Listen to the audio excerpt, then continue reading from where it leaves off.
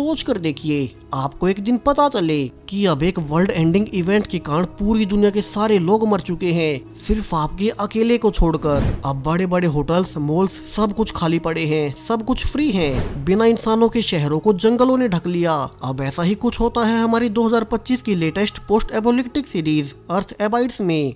कहानी की शुरुआत इश नाम के एक बायोलॉजिस्ट से होती है, जो कि पिछले कई महीनों से जंगल के बीचों बीच अकेला रह रहा था ताकि अपनी रिसर्च पूरी कर सके। लेकिन अब इसी बीच एक जहरीला सांप उसे काट लेता है। इश घबरा चुका था और इसी हड़बड़ी के बीच उसके हाथ से फोन भी नीचे गिर गया, यानी कि अब वो किसी को मदद के लिए भी नहीं बुला सकेगा। सो वो खुद से ही हाथ पर कट लगाकर जहर को बाहर निकालने लगता है।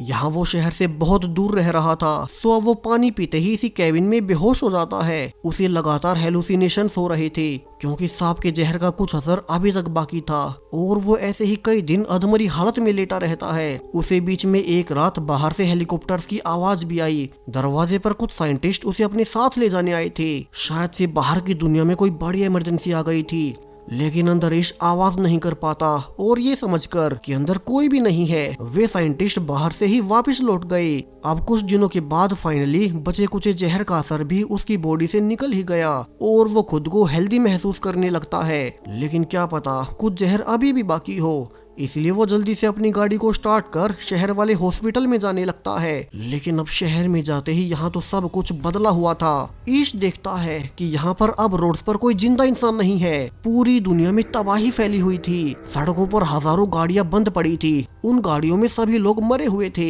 वो जल्दी से एक रोड साइन पर पड़ता है। असल में पिछले कुछ दिनों में पूरी दुनिया में एक ऐसी बीमारी फैली जिसने चंद दिनों में सारी आबादी को मार डाला।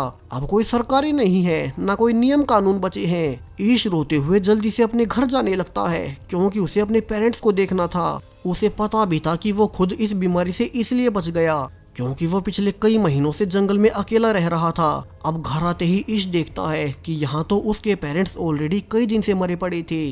अब वो कुछ देर रियलिटी को स्वीकार करने के बाद अपने पेरेंट्स की कब्रें खोदने लगता है ताकि उनके लास्ट राइट्स कर सके। अब आने वाले कुछ दिनों में वो समझ चुका था कि यहाँ उसके टाउन में अब उसके अलावा कोई जिंदा नहीं बचा, लेकिन उसे उम्मीद थी कि उसके अलावा और भी कुछ सर्वाइवर्स बाहर तो बचे ही होंगे जो कि शायद से उस बीमारी से इम्यून रह गए होंगे। इसीलिए अब सेफ्टी के लिए साथ में गन और बाकी सप्लाईज लेकर वो लास वेगास शहर में जाने लगता है। रास्ते में जो ब्रिज उसे शहर से जोड़ता था वो भी ब्लॉक्ड पड़ा था। सो इसको काफी लंबा सफर तय करने के बाद दूसरे रास्ते से लास वेगस में जाना पड़ता है। लेकिन अब ये शहर भी खाली पड़ा था। यहाँ दूर दूर तक कोई भी जिंदा नहीं है। बड़े बड़े होटल्स और कसिनोज खाली पड़े थे। सो ईश अब थक हार कर एक फेमस होटल में रुक जाता है। यहाँ अब चूंकि सब कुछ उसके लिए फ्री था तो वो महंगी वाइन्स पीने लगता है कि अब अगली ही रात उसके पास दो और सर्वाइवर्स मिल्टन और एन आते हैं जो कि उसी की तरह इस बीमारी से इम्यून थे। वे बताते हैं कि वे पिछले कई दिनों से ऐसे ही महंगे होटल्स में रह रहे थे। मिल्टन इसको आखिरी टीवी ब्रॉडकास्ट भी दिखाता है जिसमें अनाउंस किया जा रहा था कि वैज्ञानिक इस नई बीमारी का एंटीडोट नहीं खोज पाए और इसके बाद विभिन्न देशों में गृह युद्ध छिड़ गया। लोग राशन पाने के लिए एक दूसरे को मारने लगे और सिर्फ कुछ ही दिनों में हर कोई मारा गया। ईश जान पाता है कि मिल्टन और एन ने आज पहली बार किसी और जिंदा इंसान को देखा है, यानी कि पूरी दुनिया में जिंदा बचे हुए लोगों की संख्या बहुत कम होने वाली है। वो ये भी जान पाता है कि इतने दिनों से अकेले रहने पर मिल्टन और एन की मानसिक हालत बहुत खराब है। एन रिवील करती है कि उसने वीडियो कॉल पर अपने पति और बच्चों को मरते हुए देखा था, जिसके बाद अब उसे जीने की कोई इच्छा नहीं रही। अब ईश आने वाले कुछ दिनों तक उन्हीं के साथ इसी महंगे होटल में रहना शुरू करता है। इतने महंगे और ब्रांडेड कपड़े, सब कुछ फ्री होने पर अब उन्हें कुछ भी अच्छा नहीं लगता। मानो ब्रांड्स की कीमत भी इंसानों के साथ ही खत्म हो गई। मिल्टन भी बताता है कि वो एक बड़ा बिजनेसमैन था और उसने अपनी मेहनत से बहुत कुछ कमाया, मगर अब ना उसके पास उसकी शोहरत है और ना ही उसकी फैमिली। सो उसने अपने पास एक गन रख रखी है ताकि वे तीनों एक साथ अनअलाइव हो सके। अब ये सुनकर तो ईश घबराकर बाहर भागने लगता है क्योंकि उसे अभी भी जीने की इच्छा थी और उसे अपने पीछे दो गोलियां चलने की आवाज आती है, यानी कि मिल्टन और एन ने वो कर ही लिया। ईश फिर से अकेला हो गया। उसे लग रहा था मानो वो पूरी दुनिया में अकेला ही जिंदा इंसान बचा हो। सो वो बड़ी तेज स्पीड में गाड़ी चलाते हुए शहर से बाहर निकल आता है और यहीं रास्ते में उसे एक डॉग मिला। अब इसी डॉग में उसे अपना एक साथी मिल चुका था, इसी के साथ जीने की उम्मीद। तो वो उसे लकी नाम देता है और अपने साथ रख लेता है। यहाँ से इसने अपनी लाइफ एक नए सिरे से जीने का फैसला किया। तो अब वो पहले बहुत सी सर्वाइवल की बुक्स लेकर अपने पुराने घर में वापस आता है, जहाँ की वो अब से लकी के साथ रहेगा। वैसे भी खाने और राशन पानी की तो अब कोई कमी ही नहीं थी। और अब धीरे धीरे समय बीतते हुए उन्हें 1 साल हो चुका है। ईश और लकी एक साथ रहते, दिन में वे बाहर घूमने जाते, बेशक से शहरों में कोई ना हो, मगर फिर भी वे किसी और जिंदा सर्वाइवर की तलाश करते। कि एक दिन लकी एक घर को देखकर भौंकने लगता है, जिससे कि धुआं निकल रहा था। ईश अब लकी को लेकर जल्दी से वहीं जाने लगता है, यानी कि उन्हें वहां अपने अलावा और भी कोई जिंदा इंसान मिलेगा। और यहाँ पहुंचकर उन्हें एक एमा नाम की लड़की मिलती है, जो कि शुरू में तो डर रही थी, मगर ईश यकीन दिला देता है कि वो उसके लिए कोई खतरा नहीं। वे एक दूसरे से जान पाते हैं कि पिछले 1 साल में उन्होंने एक दूसरे के अलावा और किसी को जिंदा नहीं देखा। वे इसलिए भी खुश थे कि अब उन्हें एक दूसरे का साथ मिल गया, वरना वे कितने अकेले थे। एमा भी यहाँ से ईश के साथ उसी के घर पर रहने आ जाती है। ईश ने यहाँ अकेला रहने से कुछ नहीं संभाला था, तो अब दोनों मिलकर उसके घर को रेनोवेट करने लगते हैं। यहाँ खाने का स्टोर भी पास ही था, तो यहाँ से वे अनलिमिटेड खाना ले पाएंगे। एक दूसरे से मिलकर उनमें जीने की एक नई उमंग जाग उठी। अब वे एक्साइटेड होकर उठते, अपने डेली के काम पूरे करते। यहाँ उन्होंने अपनी हॉबीज भी डेवलप कर ली थी, ताकि वे बोर ना हो। वहीं इसके अलावा उन्हें यह भी पता था कि अगर वे दुनिया के आखिरी बचे हुए कपल हुए तो उन्हें ही आबादी को आगे बढ़ाना पड़ेगा। वहीं अब तक इंसानों के विलुप्त होने के बाद जंगली जानवर शहरों तक आने लगे थे। समय के साथ ईश ने घर में सोलर पैनल्स भी लगाने शुरू कर दिए, ताकि उनका घर पूरी तरह से रेडी हो जाए। वहीं कुछ ही दिनों में एमा भी ईश के बच्चे की प्रेग्नेंट हो चुकी थी। एमा बहुत खुश थी कि अब उन्हें जीने का एक और कारण मिल जाएगा, जबकि ईश स्केप्टिकल था कि उन्हें अपने बच्चे को इस पोस्ट एपोलिटिक दुनिया में लाना भी चाहिए या नहीं। इसके अलावा उन्हें इस बेबी की डिलीवरी भी करनी थी। सो ईश पास की लाइब्रेरी में जाकर बेबी पैदा करने की बुक्स पढ़ने लगता है। समय के साथ उनका घर हर ओर से सेफ हो चुका था। उनके घर पर सोलर पैनल्स लग गए, सो अब वे खाने को फ्रीजर में स्टोर कर पाएंगे। उन्होंने बहुत से चिकन्स और पालतू जानवर पाल लिए थे, जिनसे उन्हें अंडे और दूध मिल रहा था। उनके पास एक बड़ा हरा भरा गार्डन एरिया था। आसपास की हवा भी इंसानों के बाद साफ हो गई, यानी कि उनकी लाइफ लिटरली परफेक्ट हो चुकी थी। लेकिन अब समय के साथ उन्हें एक बड़ी प्रॉब्लम का सामना करना पड़ता है। दरअसल उनके आसपास के एरिया में चूहों की संख्या दिन प्रतिदिन बढ़ती ही जा रही थी, और अब तो वे उनके घर के पास भी आने लगे थे। सो वे अपने घर के आसपास के सारे कूड़े को जलाने लगते हैं, ताकि चूहे दूर रहें। लेकिन जब ये तरीका भी काम नहीं करता, तो उन्हें अपने घर को अंदर से सील करना पड़ता है। रात को एमा कहती है कि वे जल्द ही चूहों का कोई न कोई इलाज ढूंढ लेंगे। वैसे भी अभी तो वो अपने होने वाले बेबी के लिए खुश है। और आने वाले कुछ हफ्तों में ईश आसपास की बिल्लियों को उठा लाता है, जिससे कि टाउन में चूहे खत्म होने लगे। और आखिरकार वो दिन आ ही गया जब एमा को बेबी पैदा होना था। दोनों ने इस दिन की बहुत तैयारी कर रखी थी। सो इसके मदद करने पर उन्हें एक हेल्दी बेबी गर्ल पैदा होती है। वे खुश थे और वे टाउन में जाकर अपना एड्रेस पेंट कर देते हैं, ताकि अगर कोई और बचा हुआ इंसान उनके टाउन में आए तो वो खाने और पानी के लिए उनके घर आ सकते हैं। और अब धीरे धीरे 6 साल बीत चुके थे। आज जब ईश अपनी गाड़ी से जा ही रहा था कि रास्ते में उसकी गाड़ी के सामने एक जानवर आ जाता है। दरअसल अब जंगलों और शहरों में कोई बाउंड्री नहीं बची, तो अक्सर जंगली जानवर शहरों तक आते ही रहते हैं। अब ईश भी उसे देख ही रहा था कि इसी बीच उसे एक लड़की दिखाई देती है, जो कि डरकर उसे दूर भाग रही थी। ईश भागकर उसे जल्दी से रोकता है कि वो उनके घर चले, लेकिन वो लड़की कुछ ज्यादा ही डर रही थी। और वो ईश के उसे सेब देने पर समझ जाती है कि वो उसे कुछ नहीं कहेगा। तो वो उसके ट्रक में पीछे बैठकर घर तक आती है। यहाँ अब तक ईश और एमा ने 2 बच्चे पैदा कर लिए थे। बड़ी बेटी हैदर के पैदा होने के 2 साल बाद उन्हें एलेक्स भी पैदा हुआ। वही एमा तो अब तीसरे बच्चे से भी प्रेग्नेंट है। अब लगता है कि पूरी दुनिया की आबादी यहीं तो बढ़ाएंगे। खैर, अब इसके अलावा उनके टाउन में लिखे एड्रेस के बाद 2 और सर्वाइवर्स उनके साथ रहने आ गए, जॉर्ज और मरीना। हालांकि वो नई लड़की अभी तक डरी हुई थी और वो ट्रक से नीचे नहीं उतरती। यहाँ बाकी सब भी ज्यादा जोर जबरदस्ती नहीं करते और वो लड़की आज की रात उसी ट्रक में ही रही। अब सुबह जब मरीना उसे खाना भी देने जाती है तो वो घबरा जाती है। सो मरीना उसे अपनी कहानी सुनाती है, कैसे वे भी एक साथ ही भटक रहे थे। फिर उन्हें ईश और एमा का एड्रेस मिला और फिर वे पिछले कई सालों से यहीं आराम से रह रहे हैं। यहाँ किसी चीज की कमी नहीं। अब उस लड़की को नहाने का कहकर मरीना उसके सामान से अजीब सी ड्राइंग्स देखती है। इसके अलावा एक लेटर भी था जिसमें कि उस लड़की का नाम ईवी लिखा हुआ था।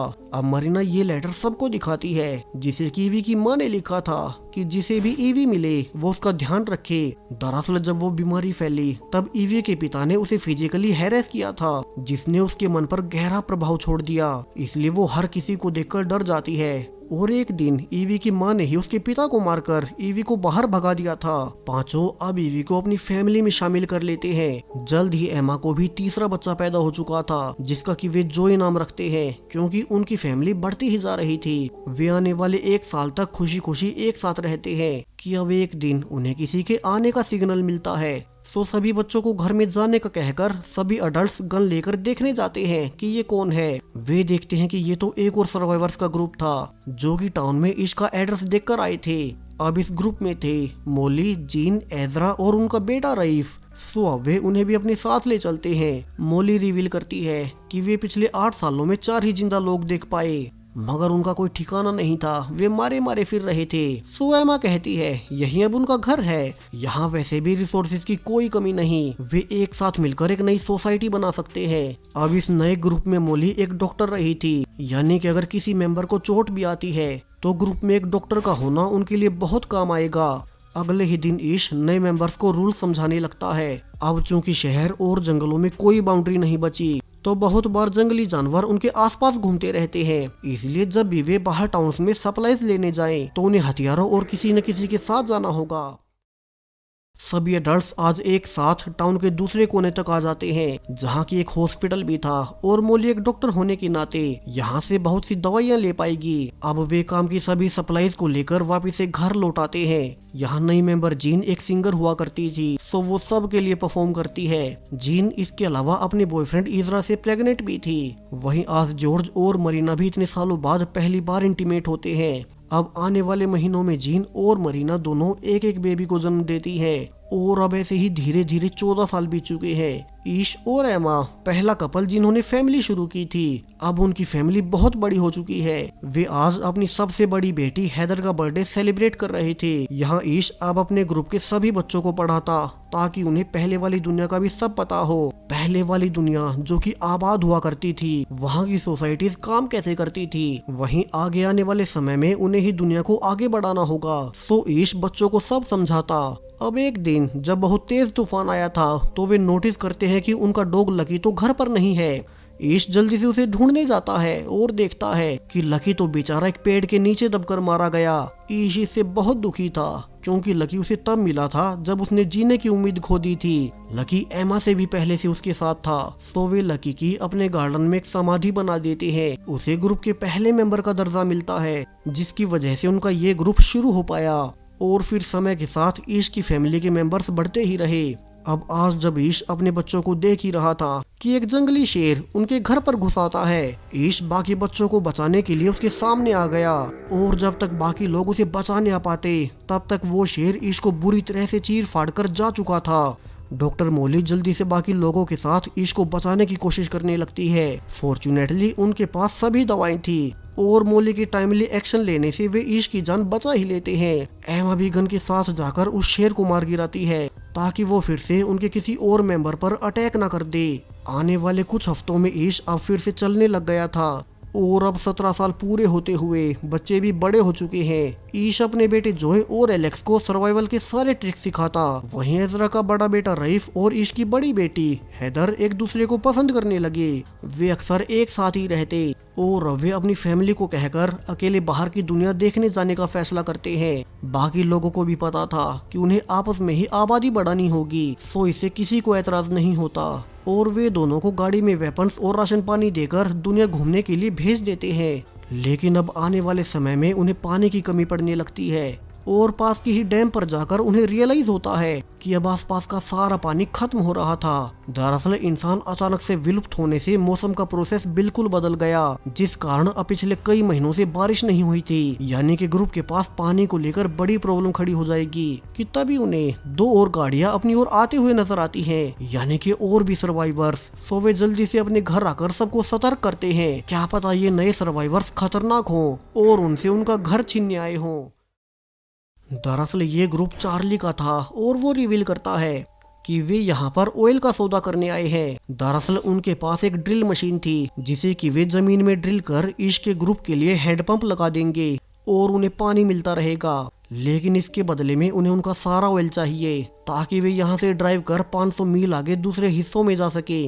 अब इसके ग्रुप के पास वैसे भी पानी की कमी थी तो वे इस ऑफर को मान जाते हैं। वैसे भी वे ऑयल का क्या ही करेंगे। सो इश के कहने पर अब चार्ली के ग्रुप के लोग एक जगह पर ड्रिल करना शुरू कर देते हैं। इस प्रोसेस में वैसे भी कई दिन लगने वाले थे तो तब तक चार्ली का ग्रुप उनकी वेंट्स में ही रहेगा। वहीं ईश समय के साथ नोटिस भी करता है कि चार्ली उतना भी सीधा नहीं, उसने रिसोर्सेज के लिए कई सारे सर्वाइवर्स को मारा था। और ये सब जानने के बाद ईश अपने ग्रुप को अकेले में कहता है कि उन्हें चार्ली से सावधान रहना होगा और साथ ही अपने इस घर की सेफ्टी करनी होगी। एमा कहती है कि वैसे भी ड्रिल पूरी होते ही वे चले ही जाएंगे तो उन्हें ज्यादा परेशान नहीं होना चाहिए। आने वाले 2 दिनों तक ड्रिलिंग जारी रहती है और फाइनली 4 दिनों के बाद उन्होंने नीचे से पानी निकाल ही लिया।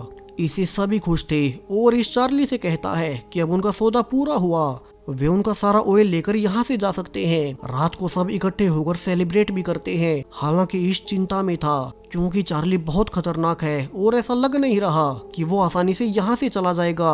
अब रात को सबके सोने के बाद ईश को बाहर से किसी के चिल्लाने की आवाज आती है और वो बाहर आकर देखता है कि चार्ली एक रूम से निकल रहा था, जबकि बाहर उसका साथी साइलस पहरा दे रहा था ताकि वो उसे किसी के आने पर इशारा दे सके। ईश जल्दी से भागकर उसी कमरे में देखने जाता है जहां अंदर ईवी रोए जा रही थी। वो बताती है कि चार्ली ने उसके साथ जबरदस्ती की। ईश जल्दी से अपने ग्रुप को इकट्ठा कर सब बता देता है। यहाँ बाकी मेंबर्स भी बताते हैं कि चार्ली के ग्रुप के पास बहुत सी गन्स है और वो कह भी रहा था कि वो यहाँ से अब कहीं नहीं जाएगा। अब ईश कहता है कि फिर तो उन्हें चार्ली को जान से मारना होगा, वरना वो ऐसे अपने ग्रुप के लोगों को हैरास होते हुए नहीं देख सकते। आज उसने ईवी के साथ ऐसा किया है, कल को किसी और के साथ करेगा। यहाँ बाकी सब भी इसके पक्ष में तो थे, मगर वे ये भी डिस्कस करते हैं कि जब पृथ्वी पर वैसे ही इंसान नहीं बचे तो क्या उन्हें चार्ली को जान से मारना चाहिए। लेकिन ईश के अनुसार अगर वे चार्ली को मार दे तो फिर उसका ग्रुप कुछ नहीं करेगा और वे अब एक साथ चार्ली को घेर लेते हैं। और उसके ग्रुप को पता चलने से पहले ही ईश प्लान के अनुसार चार्ली को जान से मार देता है। ईश को खुद भी बुरा लग रहा था कि उसने पहली बार किसी की जान ली है, मगर उसे ये सब अपने ग्रुप के लिए करना पड़ा। वे अगली सुबह चार्ली के ग्रुप को बताते हैं कि अब वे उनसे बदला लेने का ना सोचे, वे चाहे तो यहीं रुक सकते हैं, मगर उन्हें उनके कामों में हाथ बटाना होगा और अगर वे जाना चाहते हैं तो अभी के लिए हमेशा के लिए निकल जाएं। अब बाकी सब तो यहीं रुकने को मान जाते हैं, मगर चार्ली का सबसे खास दोस्त साइलस उन पर गुस्सा उठता है कि उन्होंने उनके लीडर चार्ली को अचानक से अटैक कर जान से मार दिया। अब ईश का ग्रुप डर जाता है कि कहीं भी उन पर अटैक ना कर दें, मगर बाकी मेंबर्स कहते हैं कि उन्हें भी पता था चार्ली बहुत गलत था, वो लीडर होने का गलत फायदा उठाया करता था। उसने तो अपने ही ग्रुप की बाकी लेडीज के साथ भी ऐसा ही किया था। सो वे खुश हैं कि वो मारा गया। अब साइलस अकेला ही था जो कि चार्ली के मारे जाने से बहुत दुखी था। सो ईश उसे बाहर निकाल देता है। हालांकि साइलस कुछ देर बाद वापस भी आना चाहता था क्योंकि उसका बाकी ग्रुप तो यहीं रुक गया और वो बाहर अकेला सरवाइव कैसे करेगा। लेकिन चार्ली उसे अंदर नहीं आने देता क्योंकि चार्ली के गलत कामों में साइलस ने भी उनका साथ दिया था और सजा के रूप में वे उसे यहाँ से निकाल रहे हैं। यहाँ से समय और आगे बढ़ता है। अब पूरे 20 साल बीत चुके थे। बिना इंसानों की दुनिया अब तक बिल्कुल बदल गई। यहाँ अब ग्रुप के सभी बच्चे मिलकर एक नया प्लेन बनाने पर एक्सपेरिमेंट कर रहे थे। ईश का बेटा कहता भी है कि आने वाले कुछ समय में वे इसे परफेक्ट कर लेंगे ताकि वे पहाड़ों से आसानी से नीचे उतर सके। लेकिन अब आने वाले कुछ दिनों में ग्रुप के कई सारे मेंबर्स बीमार पड़ने लगते हैं। उन्हें जल्द ही रियलाइज हो जाता है कि ग्रुप के आधे से ज्यादा लोग फिर से बीमार हो गए और उनमें वैसे ही सिम्टम्स थे जैसे 20 साल पहले फैली उस बीमारी में थे। डॉक्टर मोली अब रिवील भी करती है कि वैसे तो वे उस बीमारी से इम्यून हो चुके थे, लेकिन अब समय के साथ वो वायरस और इवोल्व हो गया। हालांकि ये नई स्ट्रेन इतनी भी पावरफुल नहीं है, तो वो इसका इलाज ढूंढ लेगी। सो अब बचे हुए मेंबर्स बीमार लोगों की देखभाल करना शुरू करते हैं। यहाँ ईश का बेटा जोई तो और बुरी हालत में था, जहाँ पूरा ही ग्रुप इसकी वजह से परेशान तो था ही कि एक दिन ईश की बड़ी बेटी हैदर घर अकेली वापस लौटती है, जो कि रीफ के साथ बाहर की दुनिया घूमने गई थी, और वो भी अब अपनी ट्रिप के बारे में सब कुछ बताना शुरू करती है। वो रीफ अपनी गाड़ी लेकर बहुत सारे शहरों को पार कर आगे बढ़ रहे थे। वे हर रोज नई जगहों को खोज रहे थे, लेकिन हर बार हर एक टाउन उन्हें अबेंडन ही मिलता। वे कोशिश कर रहे थे कि उन्हें कोई तो और सर्वाइवर मिले, मगर उन्हें कोई नहीं मिला। सो एक दिन जब वे एक पहाड़ी पर कैंपिंग कर रहे थे कि उन्हें एक आदमी नजर आया। हैदर उसके पीछे भी गई, लेकिन तब तो वो भाग गया, मगर बाद में पीछे से आकर उसने रईफ को चाकू के पॉइंट पर ले लिया और उन्होंने पहचाना कि ये कोई और नहीं बल्कि साइलस ही था। वही साइलस जिसे कई साल पहले चार्ली की मौत के बाद ईश ने अपने ग्रुप से निकाल दिया था। सो उसी का बदला लेने के लिए उसने रईफ को चाकू मार दिया, जिसके बाद हैदर को भी उसे मारना ही पड़ा। मगर तब तक बहुत देर हो चुकी थी और रईफ ने दम तोड़ दिया। उसे वहीं बीच पर दफनाने के बाद हैदर ने वापस आना शुरू किया और रास्ते में गाड़ी बंद पड़ने के बाद उसने अपना बाकी का सफर पैदल ही तय किया। यहाँ से उसे भी पता चलता है कि आधे से ज्यादा मेंबर्स उसी बीमारी से ग्रस्त हो गए, जो कि 20 साल पहले फैली थी, मगर ये वेरिएंट पहले जितना पावरफुल नहीं रहा और डॉक्टर मोली इसी का इलाज ढूंढ रही है। यहाँ वे छोटे जोए का फीवर कम करने के लिए उसे ठंडे पानी में भी लेटाते हैं, जहाँ अगले कुछ दिनों में डॉक्टर मोली की दवाइयों से ज्यादातर मेंबर्स फिर से नॉर्मल हो रहे थे। लेकिन ये दवाई जोए पर काम नहीं करती और वो अपने पेरेंट्स से आखिरी बार बात करके दम तोड़ ही देता है। अब ईश इस घटना से बिल्कुल टूट चुका था। जोए के अलावा भी उनके ग्रुप के 3 और मेंबर्स मारे गए थे। अब एमा अकेले में ईश को समझाती है कि जब उनके पास कुछ नहीं था तब सिर्फ उन दोनों ने मिलकर रहना शुरू किया, और अब तो उनके पास उनका पूरा ग्रुप बन चुका है और वे ही आने वाले समय में पृथ्वी को फिर से आबाद कर देंगे। सो उन्हें हिम्मत ना हारते हुए ग्रुप के बच्चों को रेडी करना होगा। ईश अब अकेला एक पहाड़ी पर जाकर सनराइज देखता है। उसे अब महसूस हो रहा था कि 20 सालों के बाद दुनिया कितनी बदल गई। वो वापस जाकर अपने बच्चों को स्पीच देता है कि अब तक वे गलत दिशा में आगे बढ़ रहे थे। वे पहले वाली दुनिया के जैसे बनने की कोशिश कर रहे थे, मगर अब दुनिया वैसी बची ही नहीं है। सो उन्हें प्रकृति के हिसाब से सीखना होगा। अब उन्हें नेचर ही सिखाएगा। अब से उन्हें वो सीखना होगा जो उन्हें इस नई दुनिया में रहने में मदद करे। और अब वे एक साथ मिलकर रेडियो को फिर से चालू करने लगते हैं, ताकि वे आपस में एक कम्युनिकेशन बना सके, जहाँ से अब वे एक साथ मिलकर अपनी नई इंसानी सोसाइटी खड़ी करेंगे। वे सोशल इवेंट्स रखेंगे ताकि बच्चों को पता लग सके कि कैसे इंसान एक सोशल जीव है। और वे आसपास जाकर बर्बाद हो चुके शहरों को अपने हिसाब से रेनोवेट करना शुरू करते हैं, ताकि वे इस नई दुनिया की नई सोसाइटी शुरू कर सके, जहाँ अब धीरे धीरे इस नई दुनिया को 50 साल बीत चुके थे। बूढ़ा ईश अपने पोते को कहता है कि ये नई इंसानी सभ्यता उन्हीं की वंशज है, जिसे अब उसे आगे बढ़ाना होगा। और इसी हैप्पी एंडिंग के साथ ये पूरी सीरीज यहीं पर खत्म हो जाती है। सो अगर आपको वीडियो पसंद आया हो तो चैनल को सब्सक्राइब करते जाएं और भी ऐसे ही वीडियोस के लिए। Thank you.